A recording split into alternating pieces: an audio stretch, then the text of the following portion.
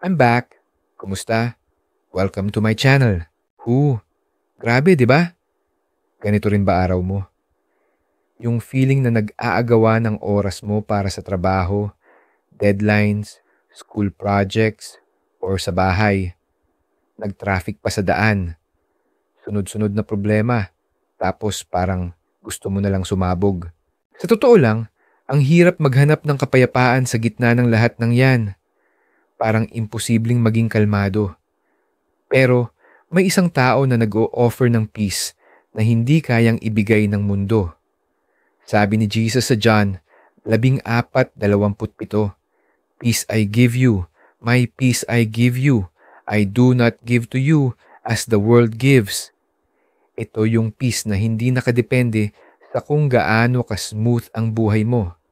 Ito yung kapayapaan na nararamdaman mo kahit pa nasa gitna ka ng bagyo. Gusto kong gawin natin to ngayon. Let's take a moment. Wherever you are, I want you to stop for a bit. Take a deep breath. Inhale, slowly. And as you exhale, isipin mo na inilalabas mo lahat ng stress at worries mo. Gawin pa natin ulit 2 beses pa. Inhale, exhale. Huling beses, inhale, exhale.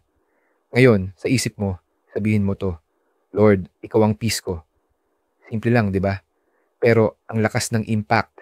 Kapag ginawa mo yan, binabalik mo sa Kanya ang focus mo. Sinasabi mo sa sarili mo, "Hindi ko kayang maging peaceful on my own. Pero nasa akin ang Diyos na may kakayahang bigyan ako ng peace." Subukan mo yan ngayong araw, lalo na kapag feeling mo nasa dulo ka na ng pasensya mo. Remember, the true source of peace is not in the absence of chaos, but in the presence of God. Thank you for your time to listen. See you sa next video. God bless. Please like and share.